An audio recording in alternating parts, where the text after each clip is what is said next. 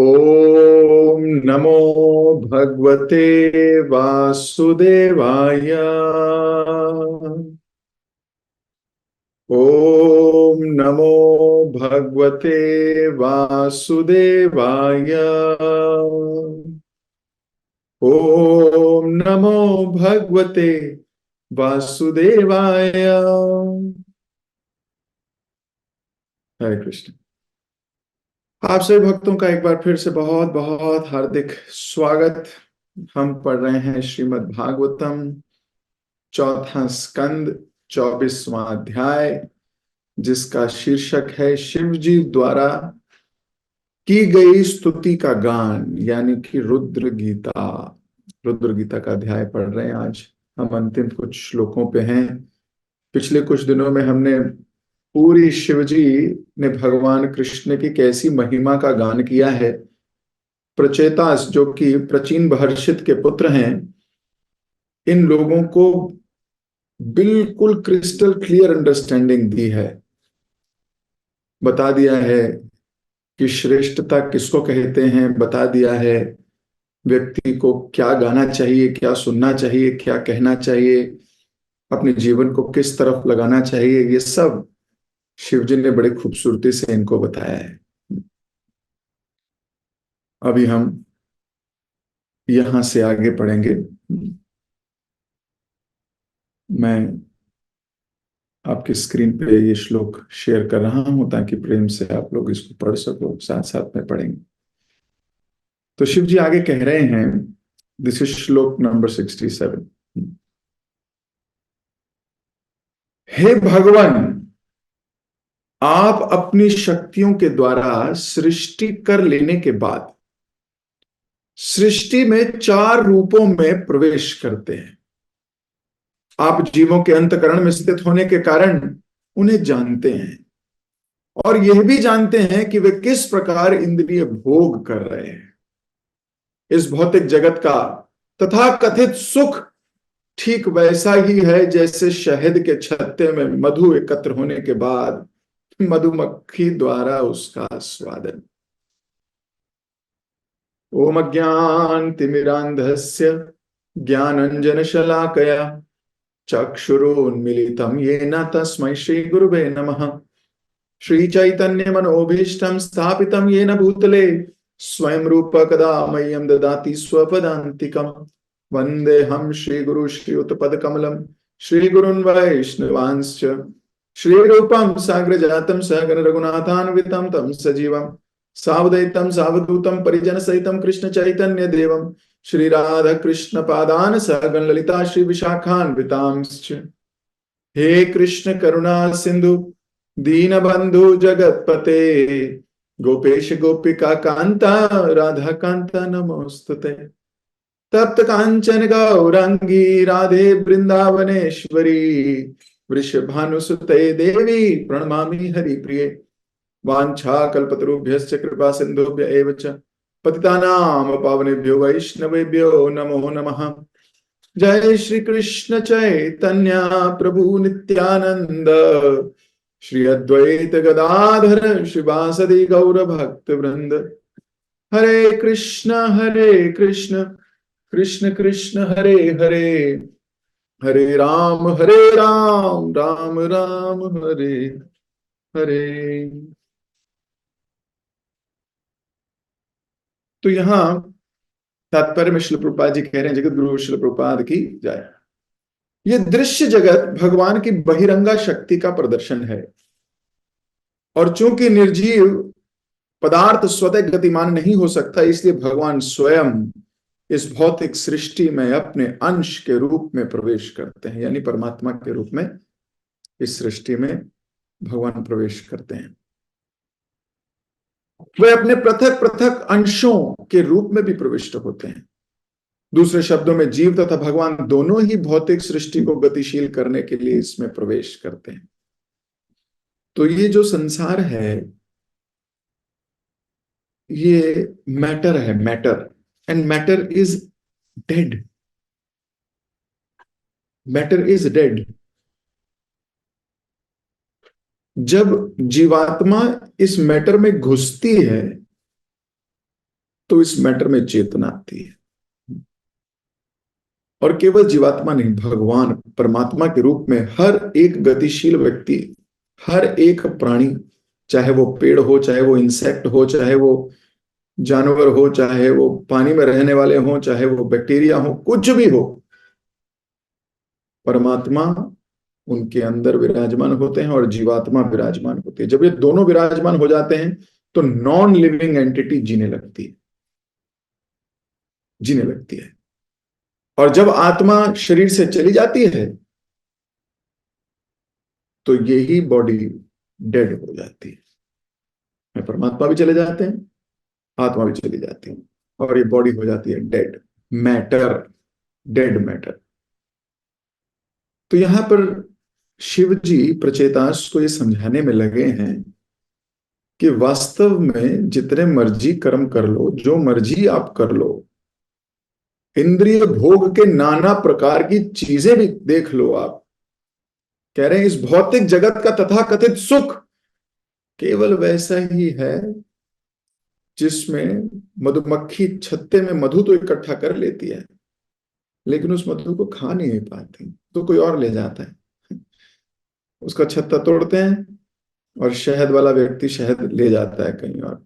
हम देखते हैं इंसान कितनी मेहनत करता है पैसा जोड़ने में, वो अपने शरीर को खराब कर लेता है पैसा जोड़ने में, और फिर उसी पैसे को यूज करता है शरीर को ठीक करने में।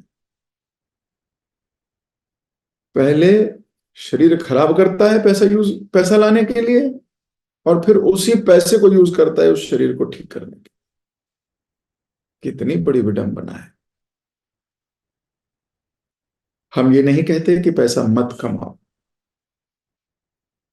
हम ये कहते हैं कि भगवान को मत भूलो। That is the point. तो यहां शिव जी बता रहे हैं, और ये प्रचेतास के हृदय में भी थोड़ी बहुत कर्म मिश्रित भक्ति है, पूर्णतः भक्त नहीं है, कुछ डिजायर है, अभी कुछ कर्म मिश्रित है, कुछ डिजायर मिश्रित भक्ति है। इसीलिए शिव जी, ऐसा प्रतीत हो रहा है, शिव जी बोल रहे हैं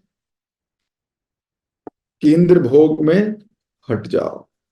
इंद्रिय भोग से हटना चाहिए जीव को। जो ऑलरेडी इंद्रिय भोग से हटा हो उसको ये बातें बताने का कोई मूल्य नहीं है। उनको मालूम है कि थोड़ी बहुत इंद्रिय भोग की इच्छा जीवात्मा में है और प्रचेताज में भी है, और आगे जाके हम सब में भी कुछ न कुछ भोगने की इच्छा रहती रहती है। किस प्रकार इस भोग इच्छा को देखो, कृष्ण भूलिया जीव भोगवांछा करे, निकटिय माया झपटिया तरे। कृष्ण को जैसी व्यक्ति भूलता है तो वो भोगवांछा करता है और माया उसको पकड़ लेती है। बिल्कुल जैसी कृष्ण, जब तक कृष्ण उसके स्मरण में है तब तक नहीं उसको पकड़ेगी। आप देखोगे जो भक्त बहुत डिटर्मिनेशन के साथ भक्ति में लगे हैं वो जल्दी विचलित नहीं होते। हम प्रचेतास की बात कर रहे हैं, हम तो ध्रुव महाराज, प्रहलाद महाराज, आप देखिए, they will not get distracted. Why? They have closely captured Krishna in their heart, closely captured. तो यहां कहा गया कि ह्यूमन सोसाइटी जो है ये किस प्रकार की है, भोग वांछित कर रही है इंसान। और चार तरीके के फॉर्म्स भी बताए गए यहाँ पर कि भगवान चार तरीके से, जीव चार तरीके से एंटर करता है। अब ये चार तरीके से कौन से एंटर होता है, तो यहाँ बताया गया है एक होता है बीज से। आप देखोगे कुछ कुछ जीव ऐसे हैं जो बीज से पैदा होते हैं, तो एक हो गया बीज। दूसरा जरायुज, यानी कि एम्ब्रियो, बेबी, बेबी प्लान होता है, बेबी। तीसरा एग्स से, अंडे से। और चौथा स्वेदज, स्वेदजा बोलते हैं पसीने से, जैसे मोर। तो चार डिफरेंट डिफरेंट तरीके से जीव उत्पन्न होता है। और व्यक्ति बहुत पैसा इकट्ठा करता है, बैंक में रखता है, तिजोरी में रखता है, जगह जगह रखता है, जैसे मधुमक्खी मधु को रखती है, लेकिन अंततः उसके हाथ कुछ नहीं लगता। तो ये 64th श्लोक में ऐसा कहा गया। मैं आगे 65th श्लोक की तरफ बढ़ते हैं। हे भगवान, आपकी परम सत्ता का प्रत्यक्ष अनुभव नहीं किया जा सकता। पहले कह रहे हैं एक्सपीरियंस नहीं किया जा सकता आपकी इस बातों का, किंतु संसार की गतिविधियों को देखकर कि समय आने पर सब कुछ विनष्ट हो जाता है, इसका अनुमान लगाया जा सकता है। काल का वेग अत्यंत प्रचंड है और प्रत्येक वस्तु किसी अन्य वस्तु के द्वारा विनष्ट होती जा रही है, जैसे एक पशु दूसरे पशु द्वारा निगल लिया जाता है। काल प्रत्येक वस्तु को उसी प्रकार तितर बितर कर देता है, जिस प्रकार आकाश में बादलों को वायु छिन्न भिन्न कर देती है। तो भगवान को संबोधित करते हुए शिव जी बहुत विस्तारित जानकारी दे रहे हैं और बोल रहे हैं, आपकी परम सत्ता का प्रत्यक्ष अनुभव नहीं किया जा सकता। हम अपनी सेंसेस से इस भगवान की क्रिएटिविटी और क्रिएशन को एक्सपीरियंस नहीं कर सकते, बिल्कुल नहीं कर सकते। किंतु गतिविधियों को देखकर अनुमान लगाया जा सकता है, केवल अनुमान लगाया जा सकता है। तो लगाना ही क्यों है? लेकिन अनुमान में इतना तो गारंटी हो जाता है कि सब कुछ समय के प्रभाव में खत्म हो जाता है। हमारे दादा परदादा, उसके दादा, उनके दादा, आपको और मेरे को तो नाम भी याद नहीं उनके, ना कोई स्मृति पटल पे उनकी कोई स्मृति है, ना कोई फोटो है, कुछ भी नहीं है, कुछ याद नहीं है।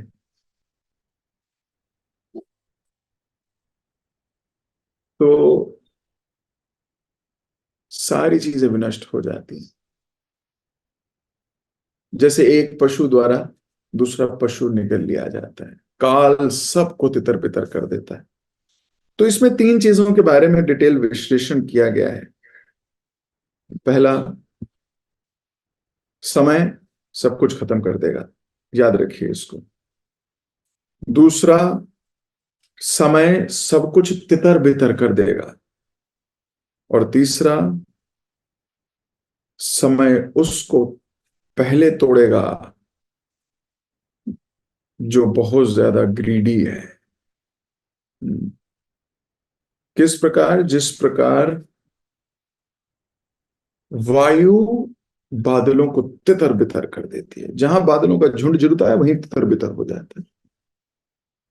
शिल प्रभुपाद जी लिखते हैं भागवतम के किसी परपट में, मुझे याद आ रहा है, विश्वनाथ चक्रवर्ती ठाकुर को कोट करते हुए कहते हैं,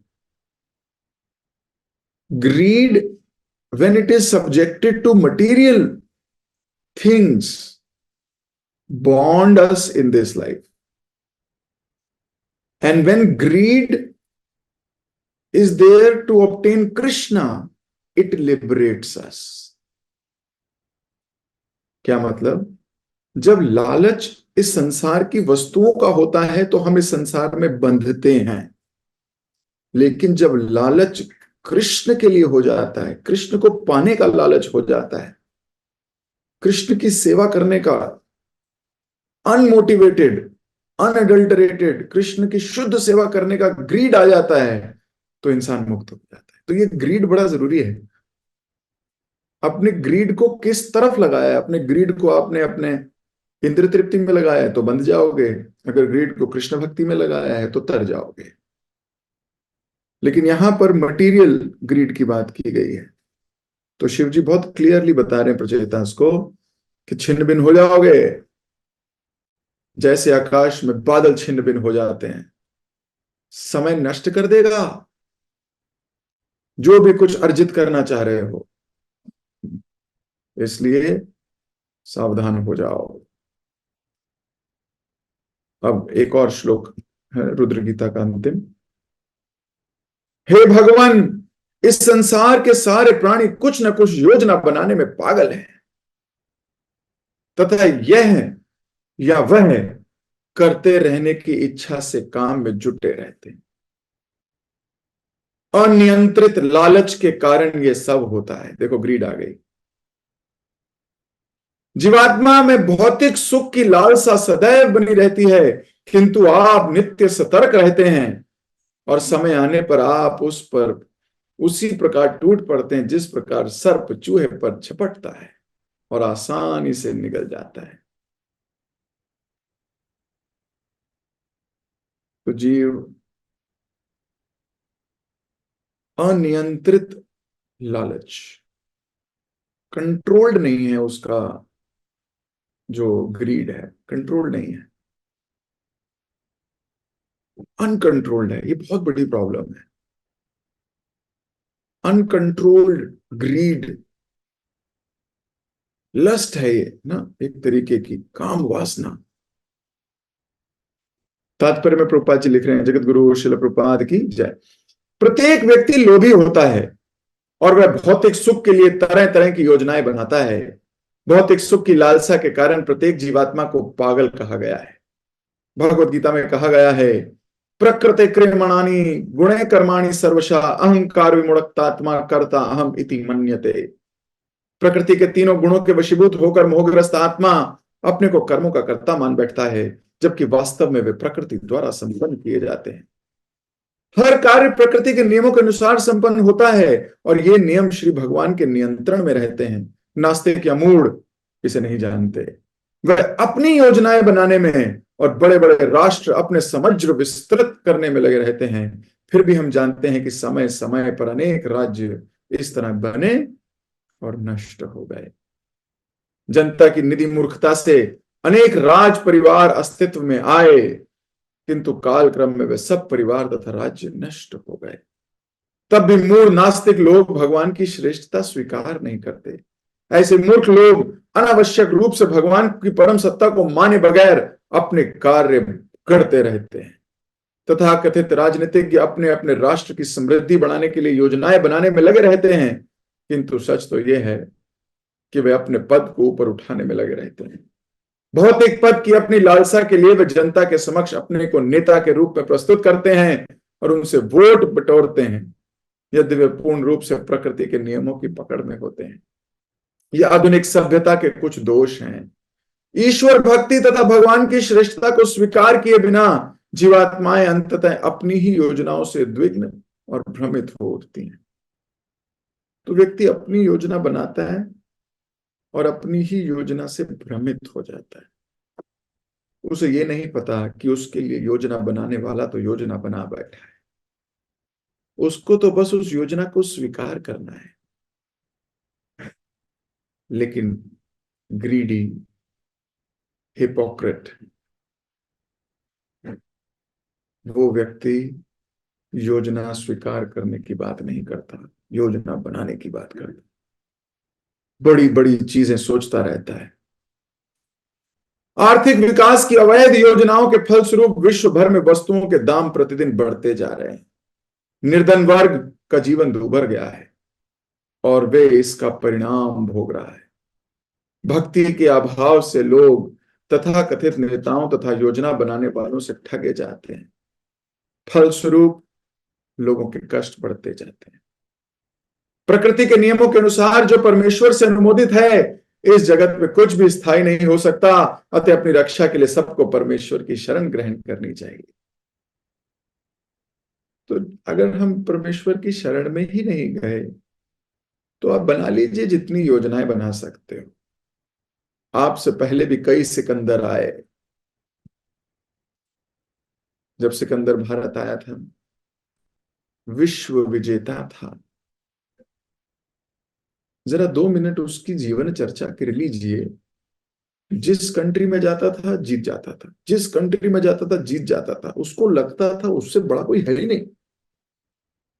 उसकी डिप्लोमेसी, उसकी बुद्धि, उसकी प्रचुर मात्रा में सेना का अहंकार, उसके पास सब कुछ, resources, everything, he had everything on this world. अंत में ऐसा कहा जाता है मलेरिया की वजह से मर गया। मच्छर मार गया उसको। सोचिए, वो व्यक्ति जिसने विश्व जीत लिया था, एक मच्छर को नहीं जीत पाया।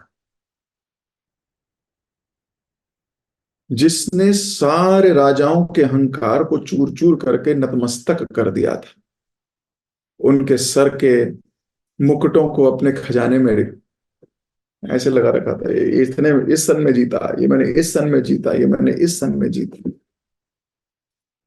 वो व्यक्ति एक मच्छर से मर गया।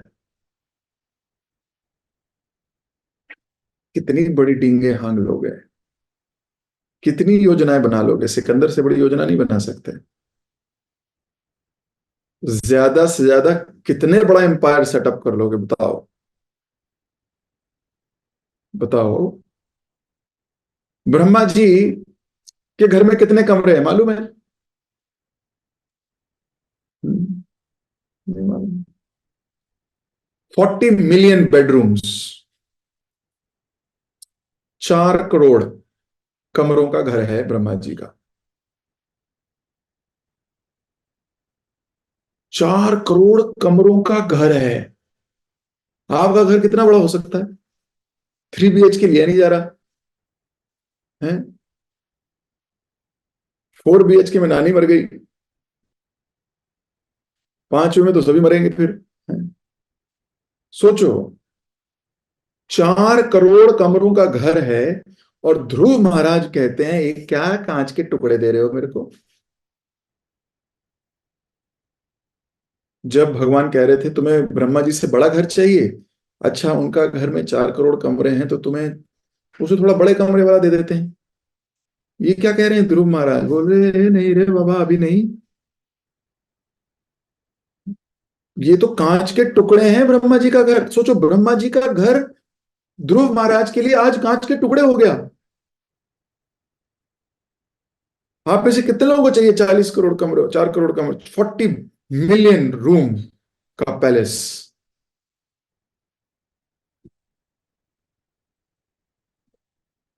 कई लोग दिमाग लगा रहे होंगे, नहीं ले लेते हैं 40 मिलियन, 2 BHK उसको बेच देंगे, 3 BHK करके उसको बेच देंगे, 4 BHK उसको दे देंगे, पूरी कांग्रेगेशन के लिए जगह तो बना ही लेंगे, कोई ना कोई तो है।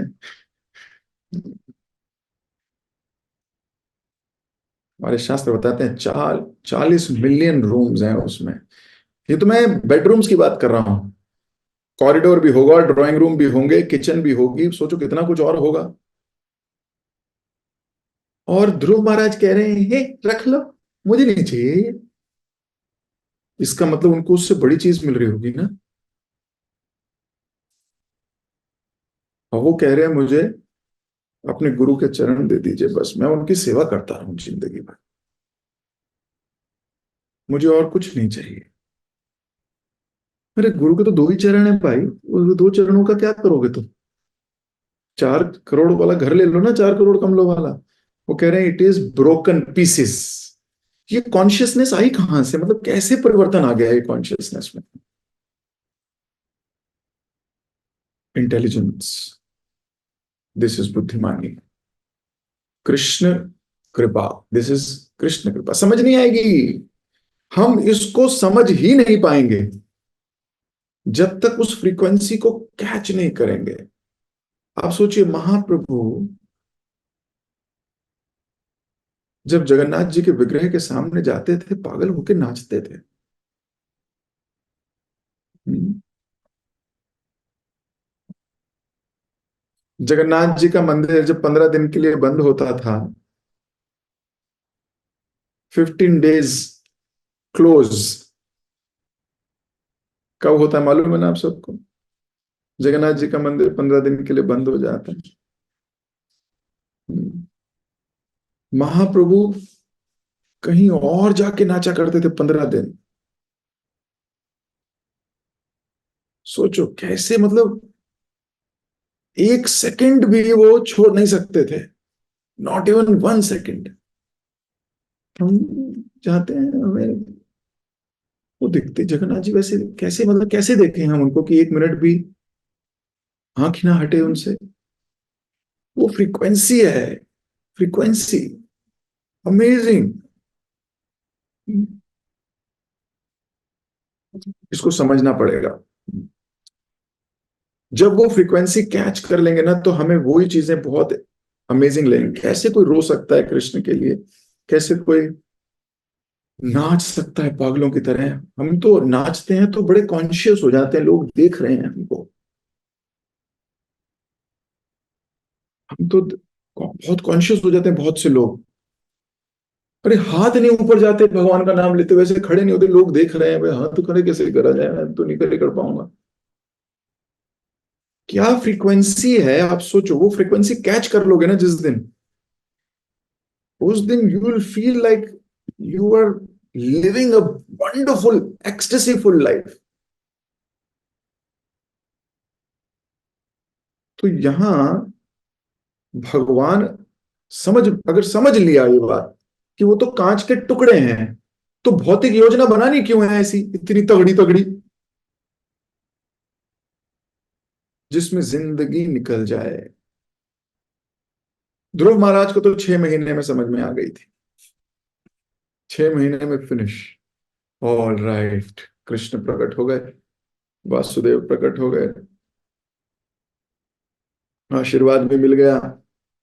लेकिन उनको अपनी इस इच्छा के लिए ध्रुव लोक भी मिल गया। हमने चौथे स्कंद में ही पढ़ा था कि कैसे ध्रुव महाराज रोए हैं भगवान के आगे कि ले लो, मुझसे नहीं चाहिए, मुझे मुझे राज्य नहीं करना है, मुझे नहीं करना है, मुझसे ले लीजिए। भगवान बोल रहे नहीं, पर तुम्हारी इच्छा थी। ये जितनी भौतिक इच्छाएं हैं, ये स्टार्टिंग में बहुत अच्छी लगती हैं, लेकिन जब मिल जाती हैं तो अंत में जब टेस्ट आपका कुछ और हो जाता है, तो यही सब चुभने लगती हैं,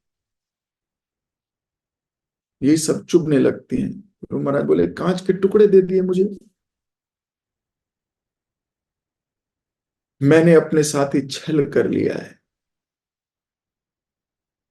मैंने अपने साथ ही छल कर लिया है। प्रहलाद महाराज समझदार है। Prahlad Maharaj no is it from the beginning. पिताजी कह रहे हैं मैं तुझे बहुत बड़ा साम्राज्य दे दूंगा, बोले नहीं चाहिए। पिताजी कह रहे तेरा बंगला बन जाएगा, तू बस राज करेगा पूरे विश्व में, मेरी बात मान ले।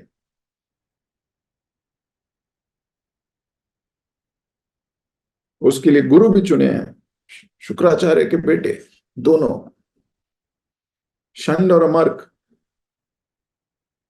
बोले इनसे सीखो। ध्रुव महाराज नॉन इन्फ्लुएंशियल हैं, उनके ऊपर कृष्ण के अलावा किसी का प्रभाव पड़ ही नहीं सकता। नारद जी के अलावा, कृष्ण के शुद्ध भक्त के अलावा किसी का प्रभाव है ही नहीं। बहुत लोगों ने प्रभावित करने की कोशिश करी, नो प्रभाव। शंड ने करी, अमर्क ने करी, फिर उनकी बहन होलिका ने करी, कितने अनमूव्ड, ग्रेट कॉन्शियसनेस। सो यहां लिखा गया, प्रभुपाद जी बता रहे हैं, योजनाएं, नेता लोग इतनी योजनाएं बनाते हैं पर भूल जाते हैं प्रकृति के नियमों के आगे वो भी नहीं, समाप्त हो जाएंगे सब। अगले श्लोक में लिख रहे हैं, हे भगवान, कोई भी विद्वान पुरुष जानता है कि आपकी पूजा के बिना सारा जीवन व्यर्थ है। लो खत्म। बोले अभी ज्यादा सुनने की बात नहीं है, समझ लो। कौन जानता है? विद्वान पुरुष। जो ये नहीं जानता मूर्ख है। हर वो व्यक्ति जो इस बात को नहीं जानता कि बिना भगवान की सेवा किए, बिना भगवान की भक्ति किए सारा जीवन व्यर्थ है, वो मूर्ख है जी, मूर्ख, महामूर्ख। ये जानते हुए आपके चरण कमलों की उपासना क्यों त्यागेगा? तो व्यक्ति छोड़ेगा क्यों भगवान की भक्ति? कौन छोड़ेगा? कोई मूर्ख ही छोड़ेगा। यहां तक हमारे गुरु तथा पिता ब्रह्मा ने बिना किसी भेदभाव के आपकी आराधना की है, और 14 मुनियों ने उनका अनुसरण किया है। हे भगवान, जो वास्तव में विद्वान मनुष्य हैं, वे कभी आपको पर ब्रह्म एवं परमात्मा के रूप में जानते हैं। यद्यपि सारा ब्रह्मांड भगवान रुद्र से भयभीत रहता है, क्योंकि अंततः प्रत्येक वस्तु को नष्ट करने वाले हैं, किंतु विद्वान भक्तों के लिए आप निर्भय आश्रय हैं। देखो, शिव जी अपने बारे में कह रहे हैं कि मुझसे सब डरते हैं, लेकिन जो आपके भक्त हैं वो निर्भय, बस वो ही नहीं डरते। बाकी सब डरते हैं मुझसे, लेकिन जो आपके भक्त हैं वो मुझसे कभी नहीं डरते। एक बार शिव जी के एक डिवोटी थे, वैसे तो ये 2-3 बार हो चुका, लेकिन एक बार की घटना है। काशीराज नाम था जिनका। उन्होंने भगवान कृष्ण को हराने के लिए द्वारका पर चढ़ाई कर दी, शिव जी से अनुमति लेके। सोचिए, शिव जी को बोला मैं उनसे लड़ना चाहता हूँ, शिव जी ने बोला लड़ ले, कोई बात नहीं, मैं भी तेरी मदद कर दूंगा, मारेंगे कृष्ण को। सोचिए शिव जी। खैर ये कथा किसी और दिन करूंगा, लेकिन अंतोगत्वा शिव जी जब नतमस्तक हुए भगवान के सामने, एकदम प्रणाम करके कहने लगे, हो गई। भगवान ने बोला तुमसे कैसे मिस्टेक हो सकती है, तुम तो वैष्णव नाम यथा शंभु हो, ये मिस्टेक आप कैसे कर सकते हो। वो इतने विनम्रता से शिव जी ने उस वक्त भी बातें कही हैं, पढ़ेंगे किसी दिन उस लीला को भी, बहुत सुंदर। शिव जी स्तुति कर रहे हैं भगवान कृष्ण की। तो भगवान ने शिव जी को फिर कहा तुम हमेशा मेरे साथ रहोगे, और मैं तुम्हें वहां जगह देता हूं जो प्रलय में भी समाप्त नहीं होता। तो श्री क्षेत्र पुरी में शिव जी को स्थान मिला, उस स्थान का नाम पड़ा भुवनेश्वर, है ना, उसके बारे में डिस्कशन करेंगे किसी दिन। तो शिव जी इतने प्रेमी है भगवान के, कई बार ऐसा प्रतीत होता है कि उन्होंने ना थोड़ा सा दिखाया, लेकिन वो जनता को दिखाने के लिए, समझाने के लिए कि देख लो भाई, समझ लो कौन भगवान है। इसीलिए भगवान को इतने प्रिय हैं। जब चैतन्य महाप्रभु दर्शन करे, जब भी शिवलिंग के दर्शन करते थे महाप्रभु नाचते थे। आप सोचिए, महाप्रभु नाच रहे, महाप्रभु इस कृष्ण, कृष्ण नाच रहे हैं शिव जी के सामने, शिव जी को प्रसन्न करने के लिए। बोल रहे हैं तू भक्त है भक्त, मैं तुम्हारे लिए नाच रहा हूं। साथ में गंगा जी बह रही है, गंगा जी, शिव जी, चैतन्य कृष्ण, शिव जी को प्रसन्न करने के लिए भगवान कृष्ण भी नाच रहे हैं। बोल रहे मैं वैष्णवों को अच्छा लगता है, मेरा जीवन ही वैष्णवों की प्रसन्नता के लिए है। तो शिव जी को बहुत आनंद होगा अगर मैं उनके सामने नाचूंगा।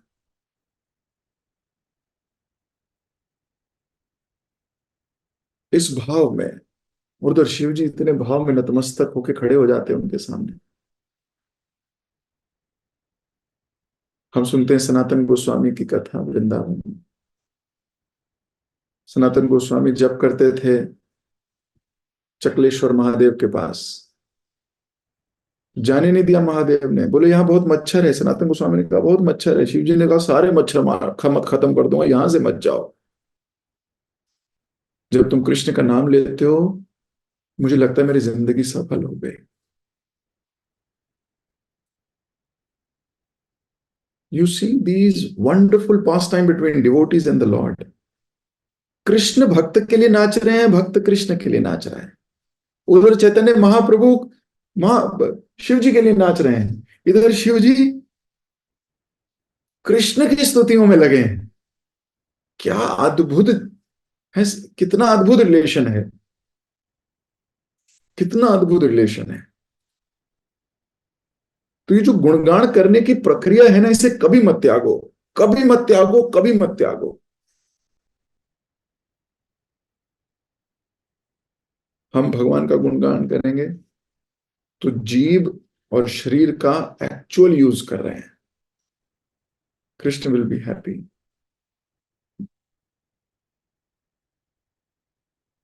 अभी लास्ट कुछ श्लोक, हाँ, इसको जल्दी से पढ़ते हैं। हे राजपुत्रों, अब शिव जी ने रुद्र गीता खत्म कर दिया। रुद्र गीता फिनिश हुई। रुद्र गीता में शिव जी ने भगवान के गुण, भगवान के रूप, भगवान की लीला, भगवान को किस प्रकार देखना चाहिए, भगवान को किस प्रकार मानना चाहिए, और अपनी योजनाओं को हटा के कृष्ण की योजनाओं को श्रेष्ठतम मानना चाहिए, ये बता दिया। अब बता रहे हैं, हे राजपुत्रों, तुम लोग विशुद्ध हृदय से राजाओं की भांति अपने अपने नित्य कर्म करते रहो। देखो, बोल रहे हैं विशुद्ध हृदय से, इसका मतलब थोड़ी सी अशुद्धता है, तो बोल रहे हैं शुद्धता से लग जाओ काम में, शुद्धता से, अभी अशुद्ध हो थोड़े से। भगवान के चरण कमलों पर अपने मन को स्थिर करते हुए स्तुति का जप करो, इससे तुम्हारा कल्याण होगा, क्योंकि इससे भगवान तुम पर अत्यधिक प्रसन्न हो जाएंगे। तो शिव जी ने यह बड़ी प्रामाणिक और महत्वपूर्ण बात कही है कि जो मैंने रुद्र गीता कही, प्रचेताज, तुम रोज इसकी स्तुति करो। अतः हे राजकुमारों, भगवान सबके हृदय में स्थित हैं, वे तुम लोगों के भी हृदय में हैं। अतः भगवान की महिमा का जप करो और निरंतर उसी को ध्यान करो। तात्पर्य में प्रभुपा जी लिख रहे हैं, असकृत शब्द महत्वपूर्ण है, क्योंकि इसका अर्थ है कुछ पलों के लिए नहीं, अपितु अनवरत रूप से। यही आदेश भगवान चैतन्य महाप्रभु ने अपने शिष्टाष्टक में दिया, कीर्तनीय सदा हरि। भगवान के पवित्र नाम का कीर्तन 24 घंटे करना चाहिए। अतः इस कृष्ण भावनामृत आंदोलन में भक्तों को नित्य प्रति 16 बार माला का जप करने के लिए कहा जाता है। वास्तव में हरिदास ठाकुर की भांति भगवान नाम का 24 घंटे जप करना चाहिए। वे दिन में 3 लाख बार नाम जप किया करते थे। दरअसल इसके सिवाय उनके पास कोई दूसरा काम ही ना था। रघुनाथ दास गोस्वामी जैसे अन्य कुछ गोस्वामियों भी नियम पूर्वक जप करते तथा नमस्कार करते थे। रघुनाथ दास गोस्वामी तो 2500 बार दंडवत प्रणाम किया करते थे एक दिन में। सोचिए, हम एक दिन में कितने प्रणाम करते होंगे? अच्छा, भगवान को ही कितनी बार प्रणाम कर लेते होंगे? बोलते सुबह करा तो था, दोबारा भगवान के सामने जाएं क्या दोबारा करें? हाँ जी, बिल्कुल दोबारा करना है। ये प्रणाम तो मैं बहुत दिनों से मेडिटेट कर रहा हूं। मैं आपको, अगर आप सच्चे तरीके से सोचो,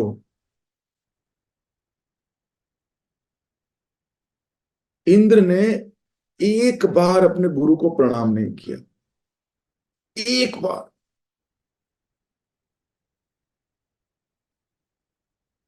उसका सब कुछ छीन लिया गया। जब मैंने इस बात को मैंने पता नहीं 50 बार कहा होगा, लेकिन रियलाइज नहीं किया।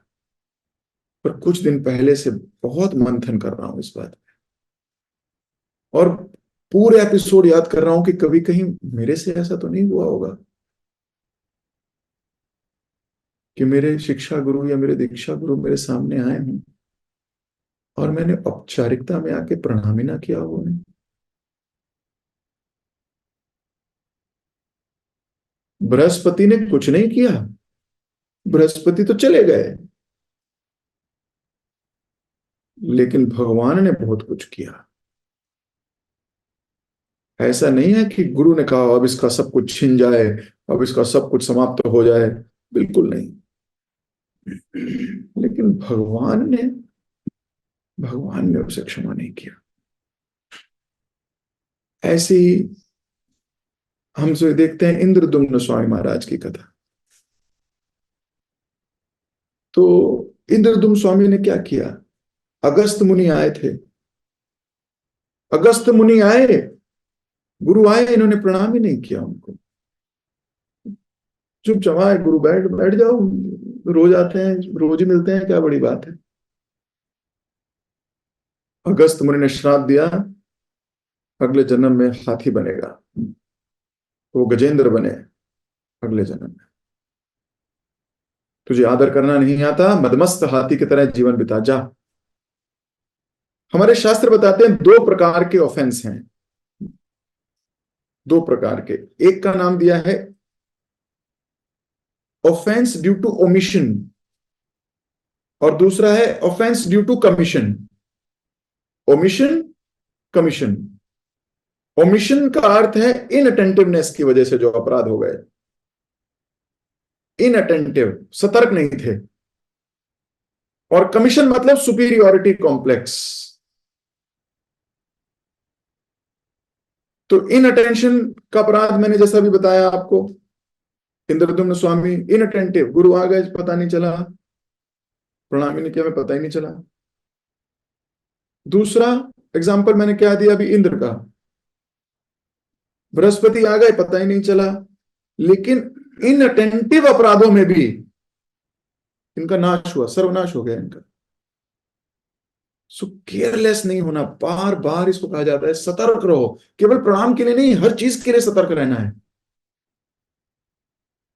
ये आपके लिए है, आप किसी का नुकसान नहीं कर पाओगे, ये तो हमारे लिए है। सो प्रभुपाद जी लिखते हैं, handling Vaishnavas is like handling glass bottle, not Bisleri bottle. वैष्णवों को हैंडल करने का अर्थ है ग्लास की बोतल पकड़िए, ग्लास की बोतल छूटी टूटेगी। अगर पानी की बोतल बिस्लरी की गिरेगी तो टूटेगी नहीं। पर Vaishnavas are like handle with care. तो ये थे ऑफेंस ड्यू टू इनअटेंशन, है ना, ड्यू टू ओमिशन। एक होता है कमीशन, जानबूझकर, जानबूझकर ऑफेंस करना। मतलब पता है कि वो श्रेष्ठ है लेकिन मैं नहीं खड़ा होऊंगा। जैसे रोमहर्ष, जब बलराम जी आए, रोमहर्ष खड़ा ही नहीं हुआ, वो व्यास आसन पे बैठा है। लेकिन व्यास आसन पे बैठा है, एकदम से सतर्क होकर खड़ा नहीं हुआ, बैठा रहा। बोलो कोई बात नहीं, बलराम जी आए तो आए, मैं भी व्यास आसन पे बैठा हूं, कथा व्यास मैं हूं, आई एम सुपीरियर, इस जगह पे मैं सुपीरियर हूं। बलराम जी ने तिनका तोड़ा घास का, सर पे लगाया, मार दिया रोमहर्ष को, फिनिश, एंड, डेड। और जितने लोग बैठे हैं कोई वो कह नहीं रहा गलत किया, सब कह रहे हैं, जय हो बलराम जी की, जय हो बलराम जी की जय। सही सजा मिली इसको। ये सतर्क ही नहीं है। This is very serious offence. पहले वाला तो सीरियस है, लेकिन सबसे ज्यादा सीरियस हमारे शास्त्र बताते हैं ऑफेंस ड्यू टू कमीशन। आपकी सुपीरियोरिटी की वजह से जानबूझकर किया गया। We have to avoid it at any cost. Any cost मतलब कुछ भी कीमत चुकानी पड़े, लेकिन ये नहीं होने देंगे, ये नहीं होने देंगे।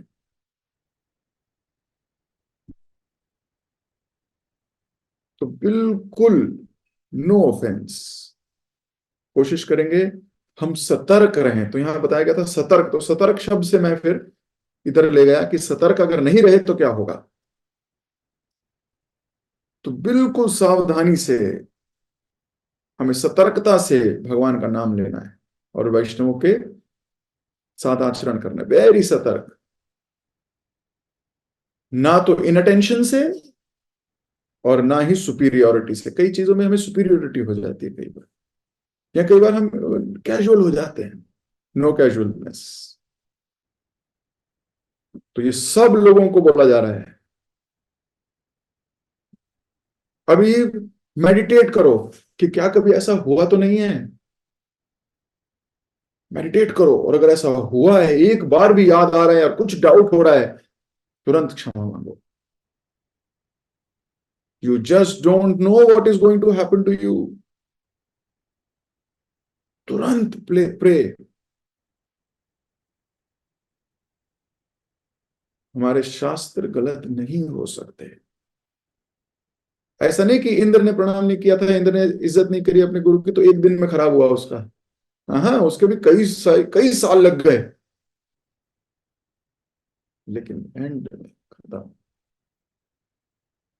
हमें बहुत मेडिटेट करना है, बहुत डर मतलब इसे डर लगना चाहिए हमको। क्यों, माय गॉड, ऐसा मैंने कभी किया तो नहीं हो कि गुरुदेव जा रहे हूँ और मैंने प्रणाम ना किया। This is very strange. I mean not only प्रणाम, मैंने it applies to all other scenario. अभी सिर्फ प्रणाम की चर्चा हो रही है, तो इसलिए प्रणाम बात कही हमने। इसलिए क्या बोला, ध्यान पूर्वक एवं आदर सहित इसका पालन करो। तो शिव जी कह रहे हैं पहले तो ध्यान पूर्वक पालन करो, मतलब ध्यान ना हट जाए कभी। ऐसा ना हो कि कभी कैजुअली ले लो इसको। और आदर भी होना चाहिए, केवल डर के नहीं। कई लोग सावधान होते हैं लेकिन आदर नहीं है। There is no respect in heart. There is no respect. I mean हाँ होंगे पर रिस्पेक्ट नहीं है, मतलब ऐसा नहीं है कि जान दे दें। There is no reverence, there is no respect. तो यहाँ पे दो शब्द शिव जी बड़ी डिटेल में बोल रहे हैं। तुम्हें चाहिए कि मुनि की भांति मौन रखो और ध्यान पूर्वक एवं आदर सहित इसका पालन करो। अब मौन मतलब ये नहीं है कि मुंह पे चिट्टू लगा के बैठ गए। मौन मतलब ये है गुणगान करो कृष्ण का, वो बातें कहो जो भलाई के लिए हो। तो मैं अभी अपनी वाणी को यहीं विराम देता हूं। आप सबका बहुत बहुत धन्यवाद इतने प्रेम से श्रवण करने के लिए। बहुत ही सुंदर स्टेट में चली गई है रुद्र गीता। बस अब कुछ ही श्लोक रह गए हैं। फल स्तुति, फल स्तुति हम जल्दी से पढ़ लेंगे कि इसका फल क्या है। मैं शॉर्टकट में बता दूं, इसका फल यह है कि जो व्यक्ति इस रुद्र गीता को ध्यान से श्रद्धा से पढ़ता है, उसकी जो इच्छा होगी वो पूरी हो जाएगी। उसकी जो इच्छा होगी वो पूरी हो जाएगी। अब आपकी जो इच्छा है आप सोच लो। अब दोबारा पढ़ लेना एक बार शाम को, रात को। इच्छा जो भी होगी आपकी स्वतः पूरी हो जाएगी। जगत गुरु शिल प्रभुपाद की जय। ग्रंथराज श्रीमद् भागवतम की जय। हरे कृष्ण।